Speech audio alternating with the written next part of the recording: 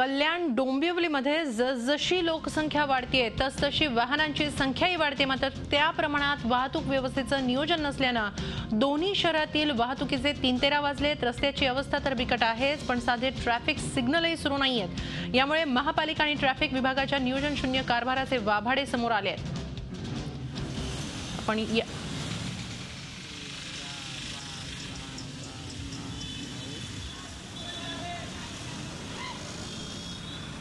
ही जेव्हापासून सिग्नल यंत्रणा लावली तेव्हापासून एक दिवसही ही सुरू झालेली नाही।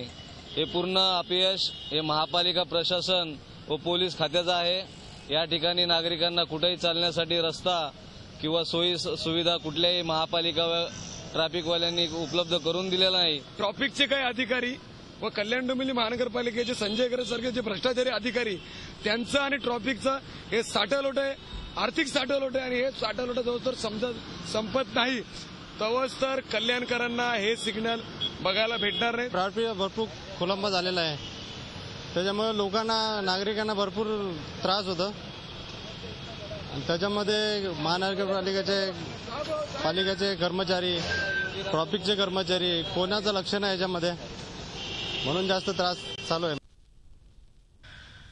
याच संदर्भात आपण अधिक माहिती घेऊया आमचे प्रतिनिधी विशाल वैद्य यांच्याकडून। विशाल, नेमकं कल्याण डोंबिवली मधल्या या वाहतुकीला शिस्त तरी कधी लागणार, काय नेमकी कारण आहेत हे अशा प्रकारच्या वाहतूक व्यवस्थेमागची? प्रशासन असतील जोपर्यंत स्मार्ट सिटी होणार नाही तोपर्यंत काहीच त्या शहराला सुधारणार नाही, अशीच परिस्थिती आहे। काय झालं की स्मार्ट सिटी, काय झालं की स्मार्ट सिटी असंच म्हटलं जातं, असं उत्तर दिलं जातं। मात्र ज्या बेसिक सुविधा आहेत, रस्ते असतील, कचऱ्याच्या समस्या असतील किंवा ही सिग्नलची समस्या असेल, हे सिग्नल जे आहेत ते जेव्हापासून महापालिका अस्तित्वात आलेली आहे तेव्हापासून मोठ्या गाजावाजा करत लावण्यात आलेले आहेत। जे सिग्नल जे आहेत ते कधीच चालू झाले नाहीत आतापर्यंत।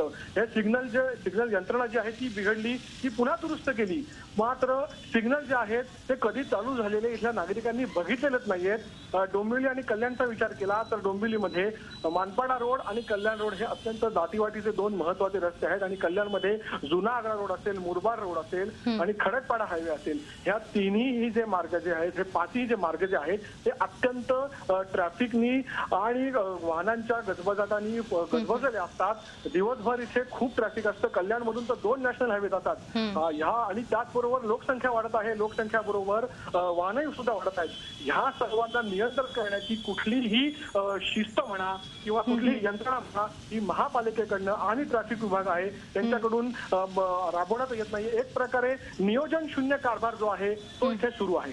नक्की, धन्यवाद विशाल आपण दिलेल्या या सविस्तर माहितीबद्दल। झी 24 तास रहा एक पाऊल पुढे।